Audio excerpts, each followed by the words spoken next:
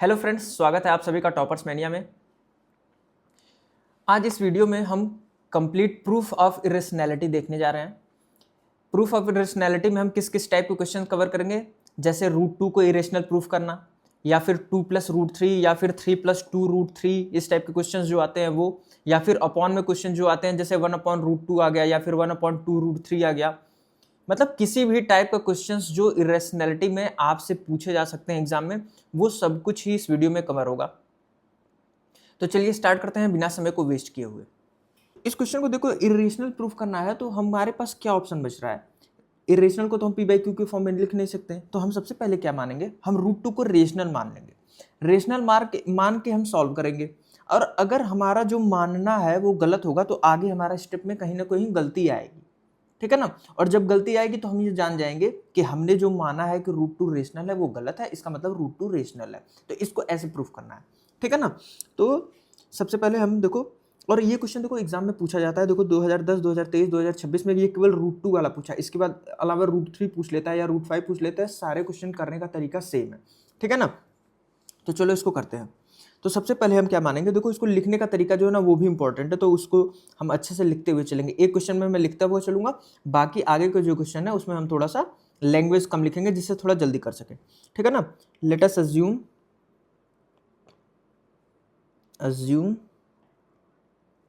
On the contrary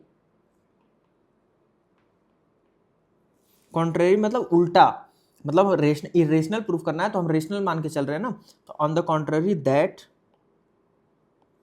√2 is a rational number. तो हमने क्या माना कि ये रेशनल नंबर है। उसके बाद जब रेशनल नंबर होगा तो उसमें p/q के फॉर्म में होगा, तो देयर एग्जिस्ट पॉजिटिव इंटीजर्स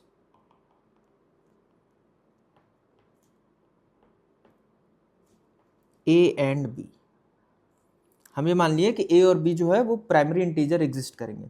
इसके बाद क्या हो जाएगा, √2 = a/b where a and b are coprime. अब देखो को प्राइम हम क्यों माने हैं, जैसे दो नंबर है, 2 और एक नंबर है 4, ठीक है ना। तो इसको 2/4 भी लिख सकते हो, और इसको कट करने के बाद 1/2 लिख सकते हो, ठीक है ना। तो यहाँ जब 2/4 का HCF लोगे तो तुम्हारा 2 आएगा, लेकिन यहाँ जब 1 और 2 का HCF लोगे तो यहाँ पे 1 आएगा।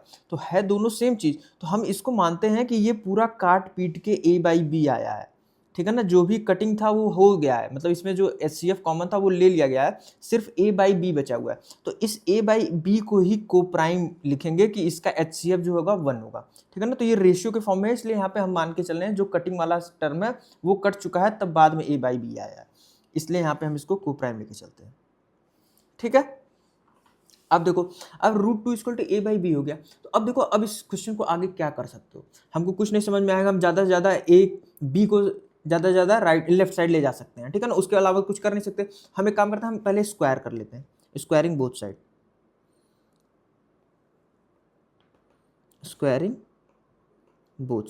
तो जब स्क्वायरिंग बोथ साइड किए तो 2 = a² / b² आ गया। अब b² को हम लेफ्ट साइड लेते जाएंगे तो क्या हो जाएगा, 2b² = a², ये आ गया। अब देखो 2b² = a² आ गया, तो यहाँ से हमको क्या दिख रहा है, इस b² में जब हम 2 से मल्टीप्लाई कर रहे हैं तब a² आ रहा है। मतलब क्या है कि ये a² जो है ये 2 से डिविजिबल है, क्योंकि 2 से मल्टीप्लाई जब किसी चीज में कर रहे हैं तभी तो हमारा a² आ रहा है, तब तो a² के बराबर हो रहा है, मतलब ये जो a² है ये 2 से डिविजिबल है। तो यहाँ पे हम डायरेक्ट लिख देंगे a² इज डिविजिबल बाई 2, ठीक है। अब देखो, हम थ्योरम नंबर 2 जो पढ़े थे, हमने पढ़ा था कि कोई प्राइम नंबर अगर किसी नंबर के स्क्वायर को डिवाइड कर रहा है, अगर किसी नंबर के स्क्वायर को डिवाइड कर रहा है, ध्यान से सुनना, कोई प्राइम नंबर, तो ये जैसे 2 प्राइम है, ठीक है ना, ये प्राइम नंबर किसी नंबर के स्क्वायर को डिवाइड अगर कर रहा है तो वो उस नंबर को भी डिवाइड करता है, यानी कि a को भी डिवाइड करेगा। तो यहां पे हम लिखेंगे a is also divisible by 2। अब a जब खुद भी 2 से डिविजिबल हो गया तो a को हम क्या लिख सकते हैं, 2 का डिविजिबल है मतलब 2 से मल्टीप्लाई होगा किसी चीज में तब आएगा a के बराबर, तो a इक्वल टू हम 2c लिख सकते हैं। ठीक है, अब a इक्वल टू जब 2c लिख दें तो हम इसका स्क्वायर कर देंगे तो हमारा आ जाएगा a square equal to 4c square. ठीक, अब देखो a स्क्वायर की वैल्यू क्या हम यहाँ से पुट कर सकते हैं। अब देखो इसको इक्वेशन 1 मान लो और ये जो आया है a is also divisible by 2, इसको इक्वेशन 2 मान लो। ठीक है ना, इक्वेशन वाले को मैं एक काम करता हूँ, कलर चेंज कर देता हूँ, इक्वेशन का कलर मैं चेंज कर देता हूँ। ये फर्स्ट इक्वेशन, ये सेकेंड इक्वेशन। ठीक है, अब देखो अब a स्क्वायर की वैल्यू हम पुट कर देंगे तो यहाँ से आ जाएगा 2b square equal to 4c square, ये फ्रॉम इक्वेशन 1, इक्वेशन 1 से आया है वैल्यू, मतलब हम पुट किए। ठीक है, अब देखो यहाँ पे मैं एक लाइन खींच देता हूँ। ठीक, अब 2b square equal to 4c square आ गया, तो अब यहाँ पे हम 2 को कैंसिल कर देंगे तो हमारा क्या आ जाएगा, b square equal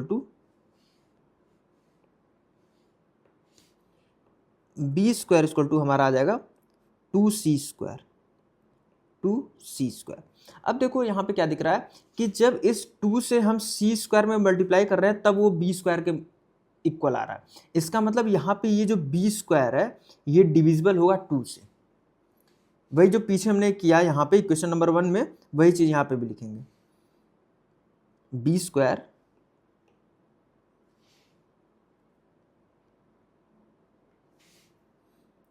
square is divisible by, अब जब b स्क्वायर डिविजिबल होगा तो b भी डिविजिबल होगा, b is also divisible by. अब देखो ये इक्वेशन नंबर हमारा हो गया, ये इक्वेशन नंबर हमारा हो गया 3। अब इक्वेशन 2 और 3 से हमको क्या मिल रहा है, फ्रॉम इक्वेशन 2 एंड 3। अब इक्वेशन 2 और 3 से हमको क्या मिल रहा है, a भी डिविजिबल है 2 से, b भी डिविजिबल है 2 से, तो मतलब a और b का एक कॉमन फैक्टर आ गया 2। ठीक है ना, from equation 2 and 3 2 is factor of a and b।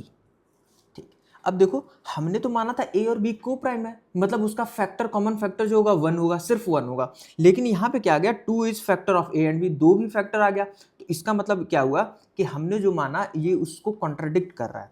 This contradict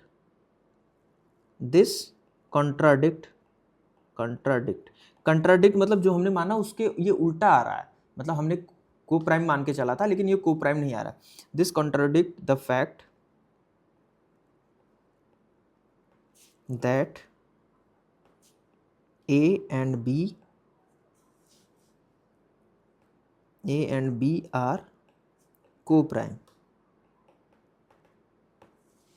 a और b जो को प्राइम हमने माना था ये उसको मतलब खंडित कर रहा है, मतलब इसको गलत मान रहा है। ठीक है, हेंस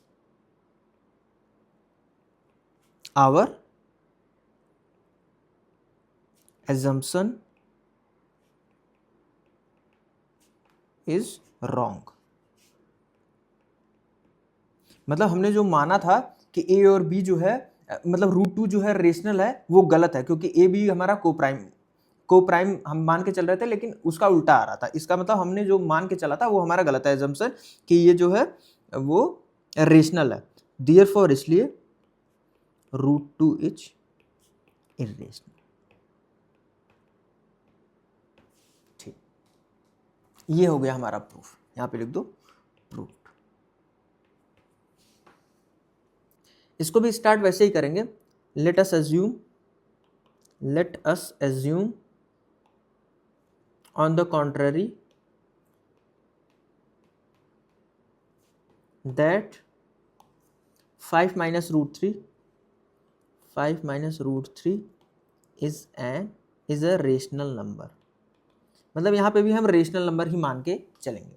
उसके बाद हम क्या करेंगे, जब हम रेशनल नंबर मान के चलें तब हमको क्या करना है, 5 minus root three equal to A upon b. यहाँ पे भी आप लिखोगे there exist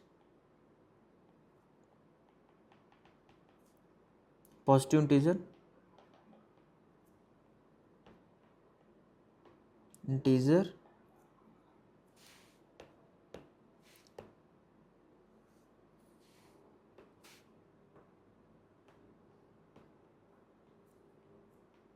A and b, ठीक है ना। फिर यहाँ पे लिखो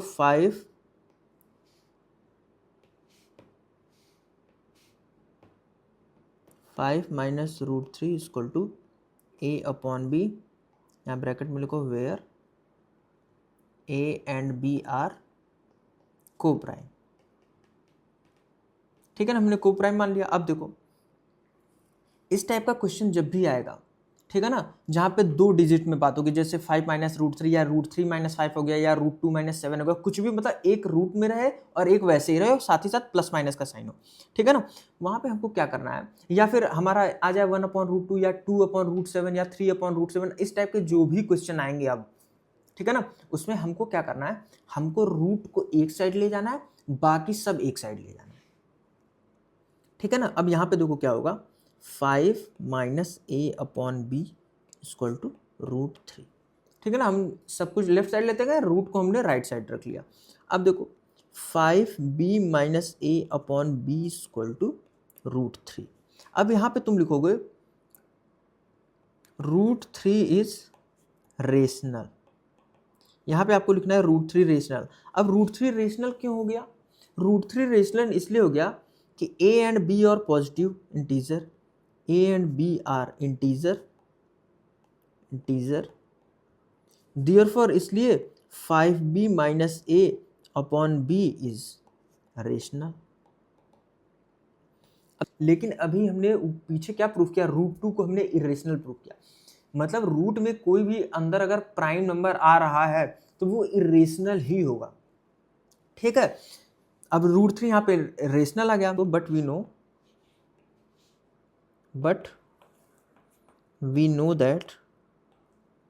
that root three is irrational.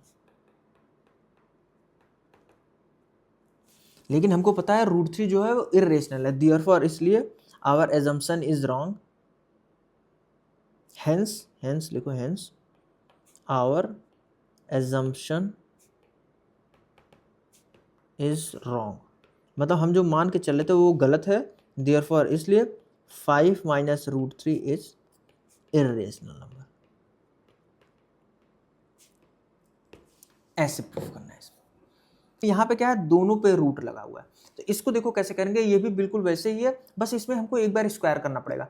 हम देखो पिछले क्लासेस में ये पढ़ चुके हैं कि अगर 2 टर्म रूट में है और उसको हम मान लो किसी चीज के बराबर मान लिए, x के बराबर मान लिए, तो जब उसका एक बार स्क्वायर करोगे ना तो वो एक रूट वाला टर्म हट जाएगा, सिर्फ एक रूट टर्म बचेगा, ठीक है ना। अभी इसको जैसे मैं करके दिखाता हूँ, तो इसमें भी हम ऐसे ही लिखेंगे, let us assume on the contrary that root two plus root five is rational. उसके बाद ए एंड बी मतलब इंटीजर एग्जिस्ट करेगा, फिर उसके बाद लिखेंगे root two plus root five equal to A upon b, ये हम लिख देंगे, सिंपल सा। अब देखो क्या करेंगे, हम एक टर्म को दूसरे साइड लेते जाएंगे, तो यहाँ पे मैं रूट टू को या रूट फाइव को इधर रखता हूँ, बाकी आप रूट टू को भी इधर रख सकते हो, रूट फाइव को उधर लेते जाओ, कोई दिक्कत नहीं है, माइनस रूट टू। अब स्क्वायरिंग बोथ साइड करो, तो स्क्वायरिंग बोथ साइड जब हम करेंगे तो यहाँ पे हमारा आ जाएगा 5 equal to A square upon B square plus 2 minus 2a भी होता है, तो 2a अपॉन बी और साथ ही साथ रूट टू। अब देखो यहीं पे हमको दिख गया कि रूट वाला टर्म जो है सिर्फ ये लास्ट में आ रहा है, रूट वाला टर्म सिर्फ हमारा यहाँ आ रहा है, बाकी सब जगह से रूट हमारा खत्म हो चुका है, तो रूट वाले टर्म को एक साइड रखेंगे, बाकी सब कुछ एक साइड लेते जाएंगे, ठीक है। तो 2 root two A upon B equal to हम क्या लिखेंगे, A square upon B square minus 5 को उधर माइनस करेंगे 2 में से, तो -3। अब देखो यहाँ पे हमारा क्या आ जाएगा, रूट टू ए square minus 3b square upon B square, रूट वाला टर्म मैंने बोला था ना कि एक साइड रखेंगे, तो यहाँ पे हम a, यहाँ पे रूट टू लिख लो, अब देखो ये a जो है ये नीचे जाएगा, तो a आ गया नीचे, b जो है वो ऊपर चला जाएगा, b ऊपर चला गया, और ये साथ ही साथ ये जो 2 है, ये जो 2 है ये भी नीचे जाएगा ना, तो ये यहाँ पे 2 आ जाएगा, इसको मैं लिख दिया 2 ये। अब देखो, अब यहाँ पे a और b की कोई भी वैल्यू पुट करोगे तो ये तुम्हारा रेशनल आएगा, मतलब फ्रैक्शन के फॉर्म में आएगा, तो हमको मिल जाएगा √2 इज रेशनल। √2 रेशनल क्यों मिलेगा मैंने बता दिया, because a and b are integer, a and b are integer therefore इसलिए b, अब यहाँ पे देखो b भी कैंसिल भी कर सकते हो, मैं डायरेक्ट लिख दे रहा हूँ, कोई दिक्कत नहीं है, 3b² upon 2ab² is rational. अब जब ये रेशनल हो गया तो इस √2 भी रेशनल हो गया, but we know that √2 is rational, हमको पता है कि √2 रेशनल होता है। अब जब √2 रेशनल होता है तो दिस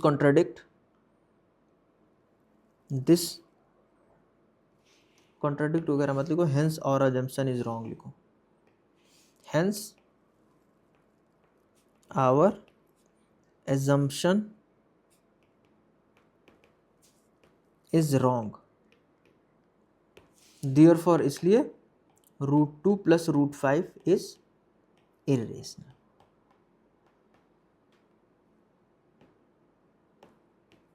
ठीक है ना, ये हमारा हो गया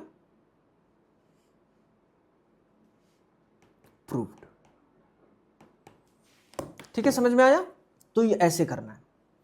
अब इसके बाद देखो क्या है, अच्छा इसको एक बार और मैं बता दे रहा हूं, जब हमने क्या किया, जब दो टर्म हमारा स्क्वायर के फॉर्म में आया तो हम स्टार्ट वैसे ही करेंगे, लेट अस अज्यूम, इसको हम मान लेंगे on the contrary that √2 plus √5 is rational मान लोगे तो there exist a positive integer a and b, positive integer a and b लिखोगे, फिर इसको लिख के a अपॉन b लिखोगे, फिर लिख दोगे a एंड b आर को प्राइम, a एंड b को को प्राइम मान लोगे।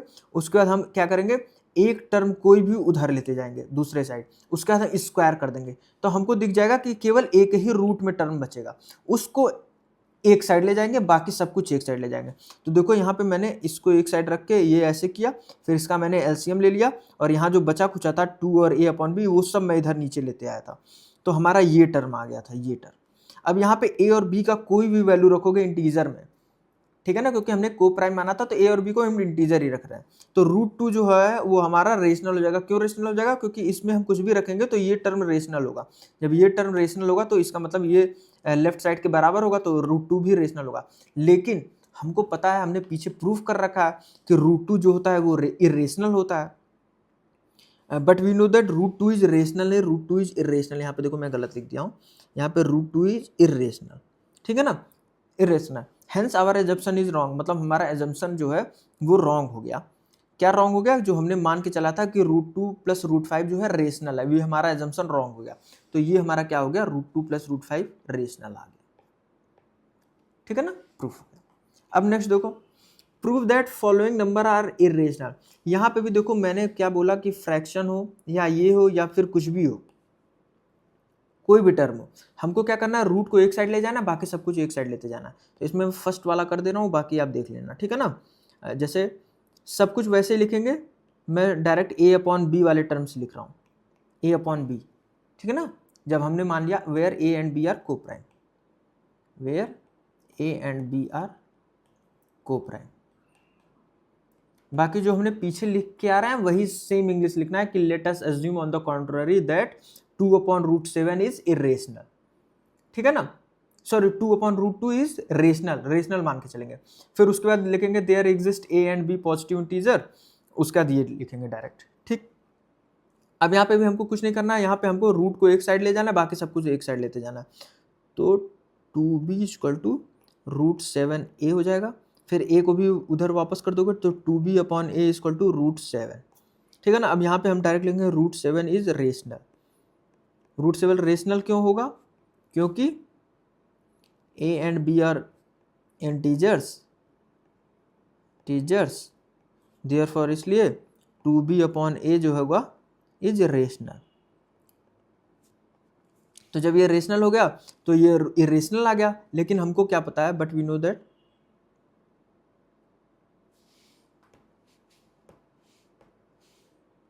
but we know that √7 is irrational। अब तुम कहोगे कि सर हमने √7 को तो इरेशनल प्रूफ नहीं किया है, लेकिन मैंने आपको बताया है कि रूट के अंदर अगर कोई भी प्राइम नंबर होगा तो वो इरेशनल होगा। तो यहाँ पे √2 इरेशनल हो गया, but we know that √2 is irrational, therefore इसलिए hence our assumption is wrong, our assumption is wrong, therefore इसलिए 2/√7 is irrational।